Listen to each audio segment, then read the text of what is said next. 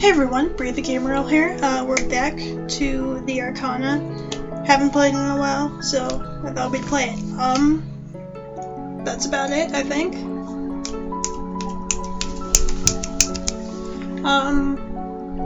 I do have plans for other games. Collab might be coming soon, depending if I could line up some schedule stuff. And we got some other projects on the way. Might mention those after this. Okay. So, let's just get right into it. I think we're like halfway through the level last time. Yeah. Okay. Just getting comfortable. I head back towards the servant's wagon, where Portia is tossing flower petals and rice onto the dancing city folk. Bree, there you are. Would you look at this crowd? No incidents back at the shop, I hope. Nothing out of the ordinary? Her smile has the shape of desperation as she bats her eyes pleadingly. I open my mouth to answer, but we're jostled as the wagon lurches to life. Wild laughter follows us down streets ringing with news of the masquerade. Bree? It takes me a moment to register Portia's voice. You're going to be meeting with the court... I can't read. When we reach the palace. Want to know who they are first? Oh, yes, that would be really helpful. Well, there's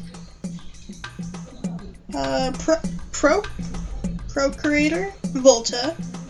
I can't read these names. Portia ticks their names off rapidly on her fingers. I must look hopelessly lost because she gives my shoulder a reassuring pat. Really, Valerius is the most important. Milady minds him more than the rest. The others are a bit eccentric, but I'm sure they'll be kind to you. Okay. When we return to the palace, Portia escorts me to a wing that smells strongly of a half a dozen perfumes. I know we've reached the parlor door by the music and cackling laughter outside. Go on, these people can't wait to meet you. Her words ground me. People, that's all they are. The room is hazy, swimming with elegant plumes of smoke. Softly lit figures lay about on pillowy couches. I can't read. What's my hand? The countess sits behind a gleaming pipe organ, paying no mind to the idle chit-chat around her. But she looks up when I enter, her elegant fingers striking a victorious chord. Welcome. She turns the page of her music, nodding to me with an encouraging smile. Portia, please introduce our honored guest. Announcing Bree, friend of the palace and apprentice to Azra the magician. I try to put faces to the list of names as the courtiers rise from their comfortable seats. Oh dear. You're Bree? You're so cute. What a delightful surprise. We were all just talking about you. Sit. No, not with them, with me. The welcoming gestures take me by surprise. I hadn't expected such enthusiasm. Eager, manicured hands draw me down onto the couches and into the fold of conversation. The countess watches from where she plays the pipe organ, drawing contemplative tones. Tell me, how was the announcement received? One can only imagine. Even we, the favorites of the countess, had no idea. Such a beautiful surprise from our dearest countess, a masquerade. And we don't even have to do the work. How lucky Bree would have to be to get a word in with you all. Goodness. Oh my word, how lucky she already is. To be taken in by the countess and unknown apprentice. Nadia arches an eyebrow at Vlastimil, but says nothing. Oh dear. Risky, so very unlike our thoughtful and meticulous countess. I flinch. Vladimir's voice is soft and chilly, with none of the enthusiasm of the others. Perhaps the countess might inform her adoring court how exactly she found herself at the witch's door that night. This guy rounds the couch, looking down his nose at me. He spreads his arms, trying to address the entire room. Or perhaps the witch might tell us herself. Perhaps I might. The Countess's attention returned to the pipe organ as the courtiers swooped down upon me. They seemed ravenous for details of our fateful meeting the other night. Go on, tell us everything. We've heard only the gossip. Did the Countess truly come to you in the dead of night, stumbling barefoot, tearing through the streets? Eager eyes watched my every move. No, she just knocked on the door. Please, my poor Countess, I must know if she was weeping. She wasn't, but the hour was late and the Countess was most insistent. My new companions gather closer to me as I spin the tale. Enraptured, they cling to my every word. When my recollection is complete, the Countess ends her practice with an impressive trill. If you all wanted so badly to know how that night transpired, you might have simply asked. My headaches had grown worse and I was having some trouble sleeping. As you have been for some time, Countess. Yes, on that night I woke haunted by the specter of a dream no escape from my mind. Indeed, I was seeking anyone who may be of help to me. It was I who was lucky to come across one I needed so soon. A benevolent universe brought us together, did it not? Her glimmering red gaze falls fondly on me, and the courtiers shift. I can't read. Studying me with new intensity. The moment is broken by an airy-sized consul Valerius. Peers at me through her wine glass. Did that say her or he? Countess, it pains us to hear that you felt you must look elsewhere for a sympathetic ear. Should you deem us worthy of your trust, we are as open books to you. He throws his arms wide with a flourish, knocking a pitcher of fragrant wine over the front of my garments. A collective gasp sweeps through the room as livid liquid seeps into my skin and clothes. Excuse me. The Countess rises from the organ, her expression murderous. How clumsy of me. He did that on purpose. You did that on purpose, person. Surely you know some hocus or pocus to remedy this dilemma. Enough, Valerius. You have exhausted my patience for tonight. All of you out. Tiptoeing around my splattered form, the courtiers file sheepishly out the door. I remain with the Countess, her hand resting lightly on my shoulder. I'm sorry, we must rid you of these ruined clothes, of course. Such pettiness. But I've taken enough liberties with your wardrobe, so please do not hesitate. Tell me what you'd like.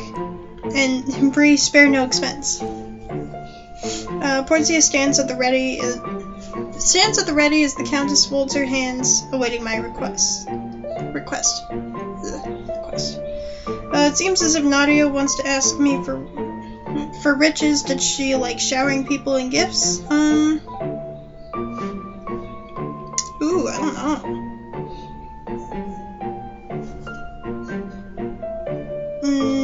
No thanks. No thank you, I don't need anything special. I thought you might say that. As humble as ever. Very well, your comfort here is of great importance to me. Portia will escort you to your chambers. You'll be bathed and your own garments returned. Though, Bree, you are my guest of honor. You could be more selfish if you like. The cooing tones of the organ echo down the hall as Portia leads me back to the guest wing. When I'm bathed and returned to my room, a parcel is waiting for me by the window. There's a tightly spiraled note on top addressed to me from the Countess. A gift for my dear guest, this emerald which seems to call your name. Wear it in good health. And Bree, you may call me Nadia. The chain slips through my fingers as I hold the jewel, and in a gradual wave I start to recognize its energy. Am I mistaken? No, I know the feeling too well. It's Azra's magic, radiating from the gem in gentle, soothing ripples. I was able to track Julian earlier. Could I somehow find Azra with this? Just the thought makes my heart swell with almost painful hope. I lie and wait until the halls are quiet. Midnight, perhaps, before I steal out of my room. Ooh. With the emerald hanging from my neck, I'm enveloped in a dreamy calm. The thought of hearing Azra's voice again. I wander through the empty halls and out onto the veranda. Below, I see the gardens shady and lush. From up high, I can see that the middle forms a maze of greenery. Silently, I descend to the garden path shrouded in a warm breeze. The musical sound of falling water grows louder and louder. I reach a fountain. Around it is a wide gazing pool, and overhead is a rich old willow tree. Hanging from the tree... Faust, isn't it? She flicks her tongue, hovering over the gazing pool. Didn't you go with Azra? What are you doing here? Her weight drops eagerly onto my shoulders, sleek body giving me a friendly squeeze. Was she waiting for me? Did she know I was looking for Azra? I take a seat on the edge of the pool and lean over to peer into the reflective water below. Faust takes immediate interest in the emerald, tongue flickering after it as I lift the pendant from my neck. I close my eyes, take a deep breath, every breath, holding the jewel over the water, and drop it. Light catches every glimmering green face as it sinks to the bottom of the pool. The water starts to change, colors blooming, shapes unfolding. The longer I concentrate on the shapes in the water, the more they change. Before I know it, my reflection is fading away, and in its place, I see Azra drawing water to his face and drinking deeply. Each drop that trickles from his hand sends ripples through his image as it strikes the surface. I'm so shocked to see him that I can only gape silently, afraid that any sound will break the spell. Then he shakes out his hair, blinks the water from his eyes, and looks straight at me. Bree? Can you hear me? I nod, barely able to believe it myself. If this is no spell of his, then how did I...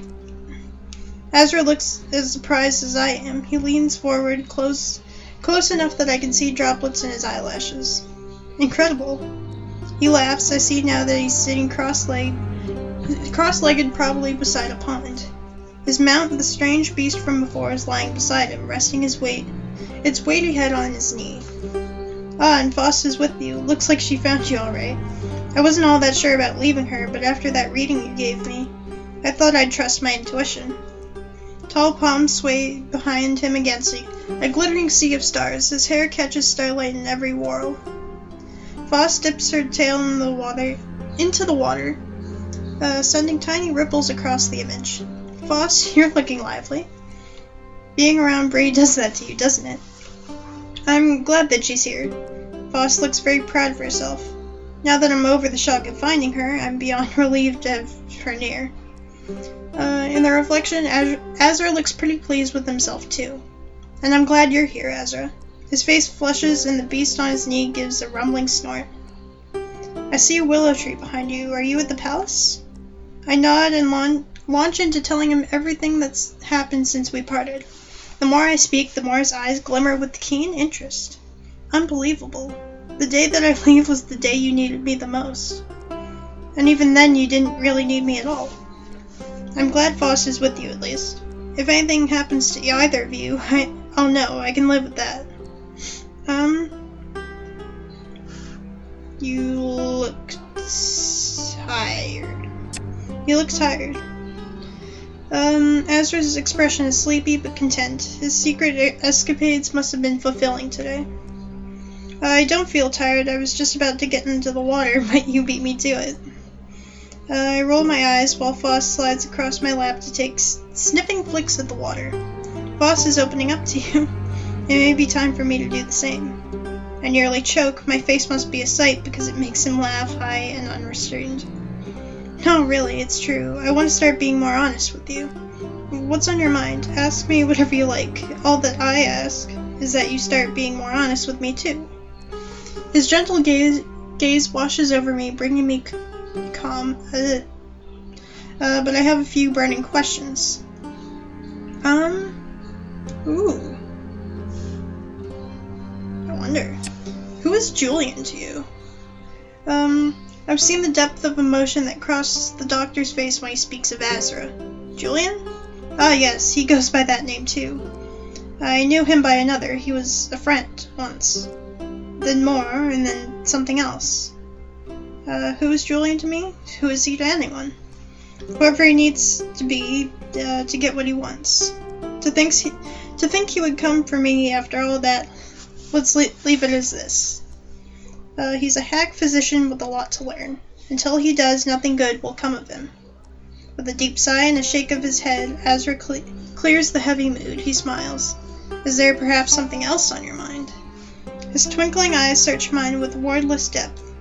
Who am I to you? Ooh.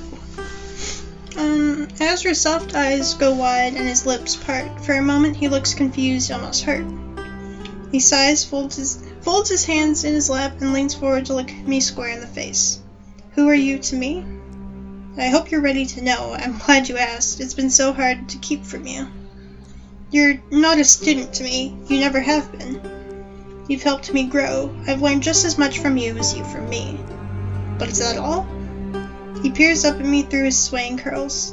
Nowhere close. Do you want it all? I nod without even thinking. He seems to hesitate, and then he closes his eyes. I draw back from the pool as it starts to gently churn, glowing brighter. Glistening, Azra's image emerges from the water before me. His form shivers and gleams, more like a bubble than a solid being, but it's him. It's as if he's standing in the pool, but if I were to touch him, the magic holding him there would burst and scatter. We're no closer than before, but it's better this way. You want to know it all, so I'll tell you properly. How deeply, how completely I've come to care for you. I didn't think that I could feel this way. I even tried to deny it. How could I deny it when my chest is so light and I could do anything if I'm with you? Every day my love for you grows brighter and brighter until it consumes me. Sometimes I'm afraid you can see it, and I have to escape to hide from you. Tremulous moonlight shines through his hands, just shy of cradling my head. I don't want to hide anymore. I don't want to keep my secrets from you. I want you to know, I want you to remember. The perfect recreation of his face draws closer to mine, searching my eyes. He wants me to remember? How could I possibly forget? My heart is racing. His words are resonating through me in waves. All this time, I've wondered what he feels for me, why he chose me to call his home. He loves me. He loves me. He loves me. Suddenly, my chest grows painfully tight. Azra's eyes flash with concern, intangible touch hovering over my shoulders. The strength leaves my legs, dread sweeping over me as I drop to my knees on the lip of the fountain. I can't speak. Bree, no, no, no, no. Dizzy, I drop to my shaking hands.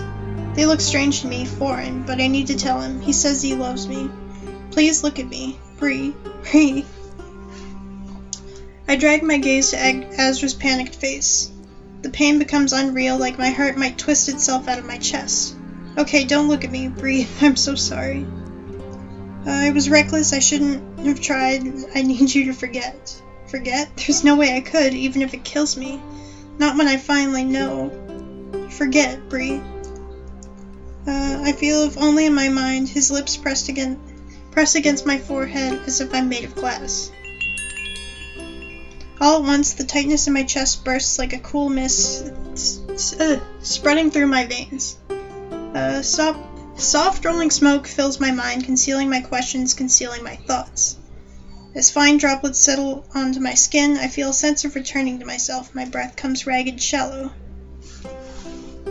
Azra's image is gone from the water. I must have overused my magic. Faust watches me curiously, curled on the edge of the pool as I rise to my feet. Come on, Faust, I know. We'll see him again soon. The ache of longing is heavy in my chest, though I'm not quite sure why. With a shake of my head, I gather the serpent into my arms and head back inside. Huh.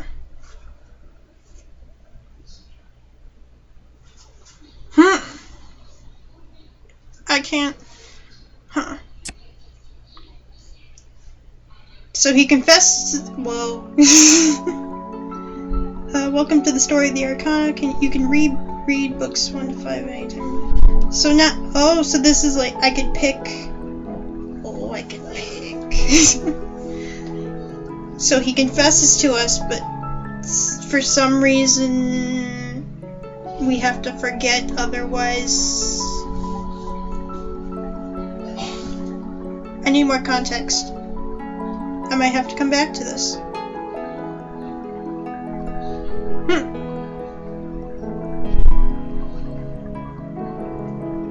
This might be a long game, I don't know.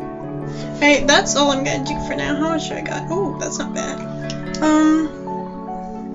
But yeah, we'll come back to this eventually. Not sure when, but I need more.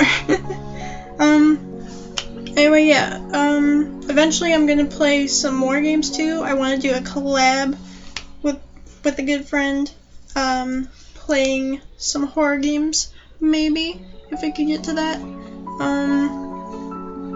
I have a couple other projects that I'm working on, so soon I'm hoping, me and a friend are going to start a podcast, which will be cool. It's like an LGBT positive kind of podcast thing, cause yes. And then one I'm really excited about, Death Note the musical. Gonna be doing covers of that pretty soon, hopefully, if I could get those recordings done, with another friend, really good singer, really good. And hopefully that'll be good. I think that's it. Yeah, I think we're good. Yeah, I think so. But anyway, yeah, that's good. 10 free coins. Oh, it's just an ad thing. Watch that in a minute. But yeah, I hope you guys enjoyed this. If you want to see more, like, comment, subscribe, all that good stuff, and I'll come back to it, because this was interesting, because that was just the prologue. We have all this other stuff left to do. But yeah, like, comment, subscribe, all that good stuff. I already said that, and I'll see you in the next video. Bye.